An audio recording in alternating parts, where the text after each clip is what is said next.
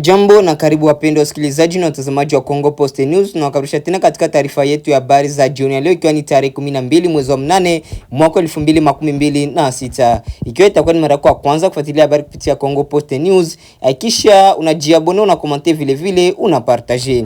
Wala unaweza kutuandikia kwa namba ambayo unaendelea kuiona hapo kwenye video na ukatupatia maoni yako au mapendekezo yako baada ya kusikiliza taarifa yetu ya habari paka mwisho, ambapo tutakunga moja kwa moja na habari za kimataifa ili upate kujua kinachoendelea pembe zote za dunia. Lakini kabla ya kufika huko, tuanze na habari kutoka mashariki mwa Jamhuri ya Kidemokrasia ya Kongo. Karibu. Tuanze na habari kutoka mashariki mwa Jamhuri ya Kidemokrasia ya Kongo, ambako hali ya usalama inaendelea kuwa mbaya katika eneo la Bwito ndani ya wilaya Ruchuru mkoani Kivu Kaskazini, huku taarifa zikidai kwamba kamanda mmoja wa M23 anayefahamika kwa jina la Justin Ruhambabazima maarufu kama Ruhambabazima ameuawa katika mashambulizi la kuvizia lililotokea tarehe 3 mwezi wa 8 mwaka 2026. Kwa mujibu wa taarifa hii, Ruhambabazima alikuwa koloneli au kanali wa M23 na aliuawa pamoja na watu waliokuwa wakisafiri naye.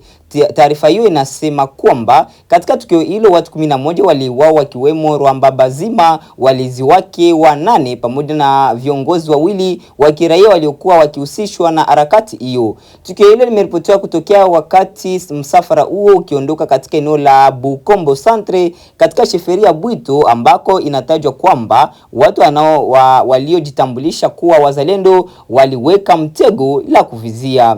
Justin Ruhambabazima anaelezwa kuwa mzaliwa wa eneo la Masisi na baadaye alijiunga na M23 chini ya mwavuli wa FC M23. Katika taarifa zinazozunguka kuhusu kifo chake, jina lake limehusishwa na operation ya kijeshi katika maeneo mbalimbali ya Bwito, hasa katika maeneo ya Tongo, Bukombo, Bishusha na Bambo. Baadhi ya wakazi wa maeneo hayo wanadai kumchukulia kama kamanda mwenye ukali mkubwa, na ndio maana alipewa jina la utata la Terminator. Hata hivyo, madai ya kwamba alihusika moja kwa moja katika mauaji ya raia yanahitaji kuthibitishwa kwa uchunguzi huru kabla ya kuchukuliwa kama ukweli uliothibitishwa. Taarifa inayosambazwa inamtuhumu Ruhambabazima kuhusika katika mauaji ya raia katika maeneo ya Kabizo na Bundase, huku ikidai kwamba baadhi ya waathirika walizikwa kwenye vyoo vya mashimo. Haya ni madai mazito sana na yanapaswa kuchunguzwa na taasisi huru za haki za kibinadamu ili kubaini kilichotokea, waliohusika na idadi halisi ya waathirika. Kwa mujibu wa taarifa hii, shambulio hilo halikutokea wakati mapigano makubwa ya moja kwa moja, bali ilikuwa shambulizi la kuvizia. Inadaiwa kwamba watu waliokuwa wakijitambulisha kuwa wazalendo walimsubiri Ruhambabazima na msafara wake wakati akiondoka Bukombo Centre. Hii inaonyesha namna ambavyo maeneo ya vijijini katika eneo la Ruchuru bado yanaendelea kuwa na mazingira magumu ya kiusalama, ambako makundi ya silaha yanaweza kusafiri, kuweka vizuizi na kufanya mashambulizi bila kuwepo kwa udhibiti madhubuti wa usalama. Kifo cha kamanda huyo pia kinaweza kuwa na athari katika mfumo wa uongozi wa operesheni za M23 katika eneo la Bwito, hasa ikiwa alikuwa na jukumu muhimu katika kupanga au kusimamia operesheni za kijeshi. Kwanza, kinaonyesha kwamba wazalendo bado wana uwezo wa kufanya mashambulizi dhidi ya M23 katika maeneo ambayo yameendelea kuwa na mvutano mkubwa. Pili, tukio hilo linaweza kuongeza hali ya kutokuaminiana na kulipiza kisasi kati ya makundi yenye silaha. Katika mazingira kama haya, raia ndio huwa katika hatari kubwa zaidi, kwa sababu mashambulizi yanaweza kufuatiwa na operation za kulipiza kisasi, kukamatwa kwa watu au kuhama kwa wakazi kuelekea maeneo mengine. Tatu, kifo cha Ruhambabazima kinaweza kutumiwa kisiasa na kijeshi na pande zote mbili. M23 inaweza kukiona kama pigo dhidi ya mmoja wa kamanda wake, wakati wazalendo wanaweza kukiona kama mafanikio ya operation zao dhidi ya upinzani. Pamoja na mjadala kuhusu nani ameshinda au nani amepoteza kamanda, jambo muhimu zaidi ni usalama wa raia. Bwito kama maeneo mengine ya Ruchuru imekuwa ikabiliwa na mabadiliko mabadiliko ya udhibiti wa maeneo, mapigano na uwepo makundi mbalimbali yenye silaha. Kila ongezeko la mapigano linaweza kuvuruga shughuli za kila siku, biashara, kilimo, usafiri na huduma za kijamii. Kwa hiyo ikiwa madai ya mauaji yaliyotajwa katika taarifa hii itathibitishwa, wahusika wanapaswa kuwajibishwa katika kupitia taratibu za kisheria. Vivyo hivyo mashambulizi ya kulipiza kisasi dhidi ya raia hayapaswi kuruhusiwa. Kwa ujumla, kifo cha Justin Rwambabazima kinachodaiwa kutokea tarehe 3 mwezi wa 8 mwaka 2026 katika eneo la Bukombo ni tukio linaloweza kuwa na athari katika hali ya kijeshi ya Bwito na Ruchuru. Taarifa inasema kwamba aliuawa katika mashambulizi ya kuvizia pamoja na watu wengine 10 waliokuwa katika msafara wake, na kwamba waliotekeleza mashambulizi hayo walijitambulisha kuwa ni wazalendo. Lakini kwa sababu baadhi ya madai yanayohusiana na historia yake na mauaji ya raia ni mazito, ni muhimu kutenganisha taarifa zinazodaiwa na mambo ambayo tayari yamethibitishwa kwa ushahidi huru.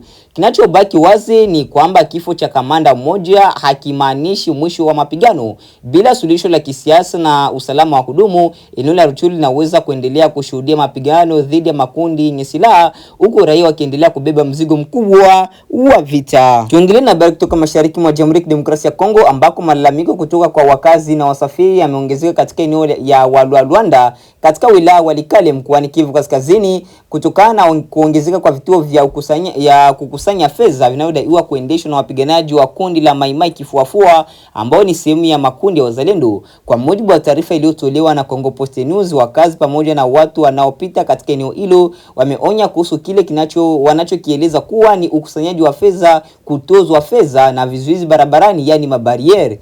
Tukio hili linajitokeza katika mazingira ambayo tayari Walwalwanda imekuwa ikikabiliwa na changamoto za kiusalama zinazohusisha makundi yenye silaha.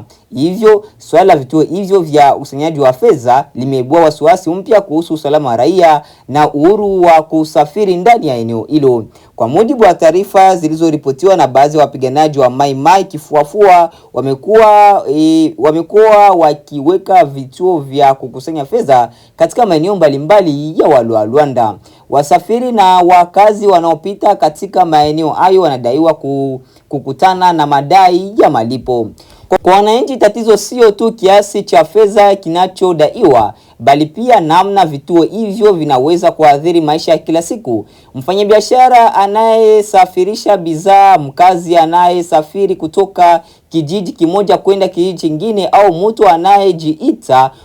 anayehitaji huduma katika eneo tofauti anaweza kulazimika kukabiliana na vikwazo mbalimbali njiani. Hali kama hii inaweza kuongeza gharama za usafirishaji na biashara, hasa katika maeneo ya vijijini ambako wananchi tayari wana uwezo mdogo wa kiuchumi. Malalamiko haya hayawezi kutenganishwa na historia ya tatizo ya usalama katika Walwalwanda. Mwaka wa 2026 Actualite CD iliripoti migogoro ya ndani katika Mai Mai Kifuafua, ambako makundi mawili yalikuwa yakigombania uongozi wa udhibiti wa maeneo. Mgawanyiko huo uliwahi kusababisha wakazi wa baadhi ya vijiji kuondoka makwao kwa hofu ya mapigano.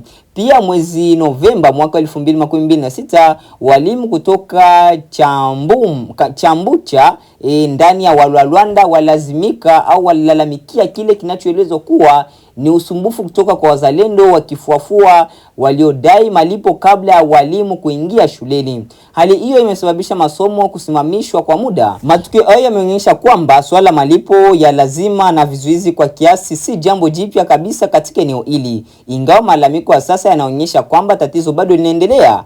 Kwanza, kuna tofauti kubwa kati ya ulinzi wa wananchi na kutoza wananchi fedha kwa nguvu. Makundi ya wazalendo yanaposhirikiana na jeshi katika mapambano dhidi ya makundi yenye silaha, hoja ya usalama inaweza kutumika kueleza uwepo wao katika baadhi ya maeneo. Lakini kwa mtazamo wa raia, usalama unapaswa kuwalinda wananchi, si kuongezea mzigo wa malipo ya vizuizi. Pili, vituo vingi vya kukusanya fedha vinaweza kuathiri biashara za ndani. Lualwanda ni eneo ambalo wananchi hutegemea kilimo, biashara ndogo na usafirishaji wa bidhaa. Ikiwa mtu analazimika kulipa katika vituo mbalimbali, gharama hizo zinaweza hatimaye kuhamishwa kwa mlaji kupitia kupanda bei kwa biashara. Tatu, hali hii inaweza kuongeza kutokuaminiana kati ya wananchi na makundi yenye silaha. Wananchi wanaweza kuanza kuwaona walinzi wao kama chanzo kingine cha matatizo, jambo ambalo linaweza kuzofisha ushirikiano wa jamii katika masuala ya usalama. Tatizo kubwa zaidi ni kwamba uwepo wa vituo vya visivyo rasmi vya ukusanyaji wa fedha unaweza kuonyesha udhaifu wa udhibiti wa mamlaka katika maeneo mbalimbali. Ikiwa barabara na njia za biashara zinaweza kuzuiwa na makundi yenye silaha bila mfumo wazi wa kisheria, wananchi wanaweza kuishi katika hali ya kutokuwa na uhakika kuhusu nani anayesimamia usalama na nani mwenyewe anayesimamia mamlaka kutoza kodi. Kwa hiyo mamlaka za kiraia na kiusalama zinapaswa kuchunguza malalamiko haya, kubaini vituo vinavyodaiwa kuwepo na kuhakikisha kwamba raia walazimishwi kutoa fedha bila msingi wa kisheria. Jambo hili pia linapaswa kuangaliwa katika muktadha mpana wa usalama wa Walikale na Kivu Kaskazini. Lualwanda imekumbwa na migogoro kati ya makundi yenye silaha mwaka 2025. Mapigano kati ya FDLR na Maimai kifuafua yameripotiwa katika eneo hilo, huku ukiwa vifo, kuchomwa moto kwa nyumba na kuhama kwa wakazi.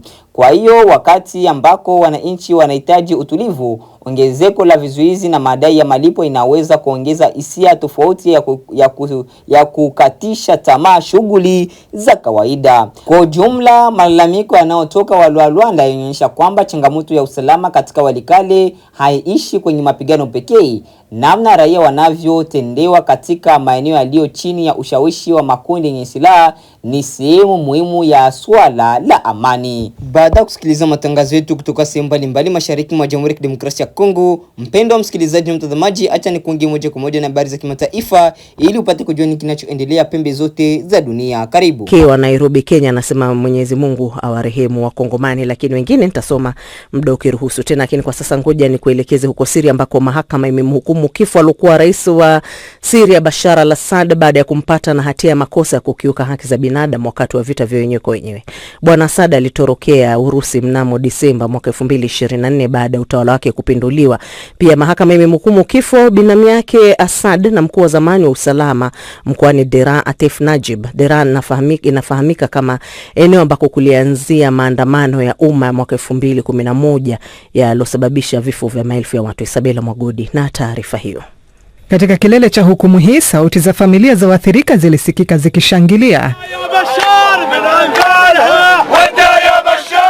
Hii ndiyo mara kwanza kwa alikuwa rais wa Syria Assad kupatikana na hatia tangu alipotorokea Moscow, Urusi, akiwa na familia yake mnamo mwezi Disemba mwaka 2024 baada ya utawala wake kupinduliwa, jambo lililohitimisha utawala wa familia yake uliodumu kwa miongo mitano. Binamu ya Assad na aliyekuwa mkuu wa usalama wa kisiasa katika mkoa wa Deraa ulioko kusini mwa Syria, Atif Najib, naye pia alihukumiwa kifo. Alisimama kizimbani akiwa amevaa sare za gerezani zenye mstari wakati jaji akisoma hukumu yake. Mkoa wa Deraa unachukuliwa kama mahali palipoanzisha vuguvugu dhidi ya utawala wa Assad, ambapo mnamo mwezi Machi mwaka 2011 kukamatwa na kuteswa kwa vijana waliotuhumiwa kuandika ukutani kauli mbiu za kupinga serikali kulizua maandamano yaliyokandamizwa kwa nguvu na kusababisha vita vya wenyewe kwa wenyewe vilivyoua maelfu ya watu. Maafisa wengine 6 wa jeshi na usalama wakiwemo mdogo wake Assad aitwaye Maher pia wamehukumiwa kifo wakiwa hawapo mahakamani. Baadhi ya familia za waathirika wamesifu uamuzi wa mahakama. Ninapongeza familia zote za mashahidi na ninawapongeza baba na mama yangu kwa hukumu ya kifo dhidi ya mhalifu Atif Najib. Tunatumai kwamba Bashar al-Assad na wenzake wote wa genge lake la uhalifu watauawa kwa kunyongwa. Hata hivyo, Noha al-Masari ambaye alipoteza ndugu yake wakati wa mauaji ya Deraa mwaka 2011 na akawa miongoni mwa waendesha mashtaka, amesema kuwa hukumu hiyo imeonyesha mateso ya kutisha yaliyowapata wafiwa na kwamba ni hatua ya mwanzo kuelekeza haki katika Syria mpya. Bado haijulikani wazi kama mamlaka mpya za Syria zitaweza kuwarejesha Bashar na Maher al-Assad kutoka Moscow. Hata hivyo, serikali mpya ya mpito chini ya Rais Ahmed al-Shara iliyemwangusha Assad katika kampeni ya siku 11 imekuwa ikiendelea kuwakamata maafisa wengine wa zamani, ingawa viongozi wakuu wa zamani walioko Urusi bado hawajafikiwa. Isabella Mwagodi, Dira ya Dunia, BBC. Naam, Urusi na Ukraine zimeendelea kushambuliana huku Rais Volodymyr Zelensky akilaumu Urusi kwa kutumia makombora ya Korea Kaskazini kwenye mashambulizi yake hivi punde.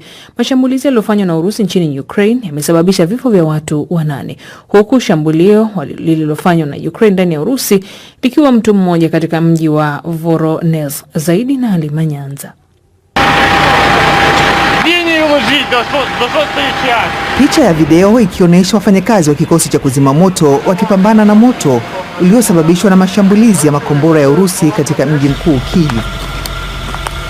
Rais wa Ukraine Volodymyr Zelensky amesema shambulizi baya zaidi lilifanywa katika mji wa Zaporizhia likihusisha makombora ya Korea Kaskazini ambapo watu 6 wameuawa na wengine 19 kujeruhiwa. Katika video aliyotuma awali, amesema kwa mara ya kwanza Urusi haikuweza kuanzisha vita bila kuongeza nguvu na Korea Kaskazini.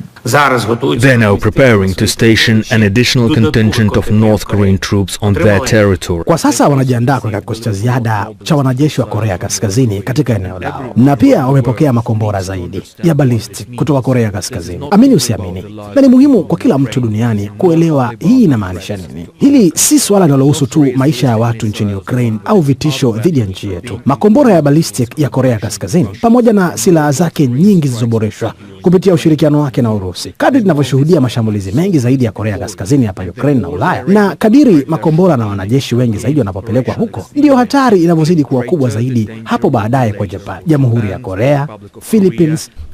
Hii si mara ya kwanza kwa rais wa Ukraine Volodymyr Zelensky kuituhumu Urusi kwamba inapokea msaada wa kijeshi kutoka Korea Kaskazini. Aidha, amedai kuwa mwishoni mwa wiki kiasi cha wanajeshi wa Korea Kaskazini 50,000 walipelekwa kupigana kusaidia jeshi la Urusi.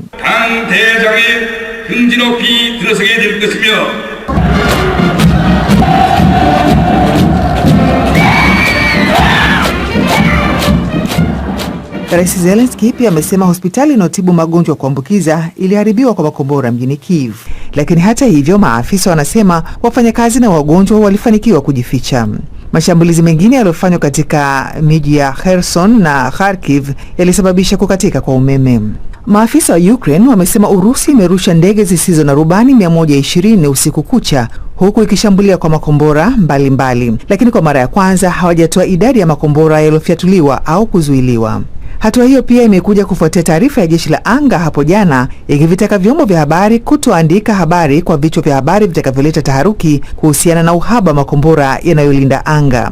Naye kiongozi wa kijeshi katika eneo hilo la Zaporizhia, Ivan Fedorov, amechapisha katika mtandao akisema jeshi la Urusi limefanya mashambulizi makubwa. Ametuma picha zinazoonyesha magari na majengo yakiwaka moto na kusema kuwa Moscow ilishambulia mji huo kwa kutumia makombora na mabomu na kuacha watu 19 kujeruhiwa. Na katika mashambulizi yake nayo yaliyofanya ndani ya Urusi, Ukraine imeshambulia mji wa Voronezh kusini mwa Urusi siku moja tu baada ya kufanya mashambulizi kwa kutumia ndege zisizo na rubani na kusababisha maafa makubwa. Katika hatua nyingine, rais wa Ukraine Volodymyr Zelensky amepongeza shambulio aloliita lenye mafanikio katika eneo lenye kiwanda cha kemikali za mafuta ya petroli lililofanywa jana na wanajeshi wa nchi yake magharibi mwa Siberia kwenye ardhi ya Urusi. Shambulio lililofanywa na Ukraine huko Tatarstan limesababisha vifo vya watu 13 na wengine 75 kujeruhiwa. Afisa wa Urusi katika eneo hilo, Svetlana Petrenko, amesema uchunguzi unafanywa kufuatia shambulio hilo lililofanywa katika maeneo ya raia na kusababisha kifo cha mtoto mmoja na pia katika eneo la viwanda Nizhny. Halima Nyanza, Dira ya Dunia, BBC. Na msikilizaji, kumbuka kwamba taarifa hizi zote unaweza kuzipata pia kwenye mtandao wetu bbcnewswahili.com. Moja kwa moja kuna matangazo haya yanayoendelea hapo, lakini pia kuna taarifa ambazo wenzetu wamekuandalia hapa. Tishio la Iran la shinikiza Trump kufichwa katika lori la chakula.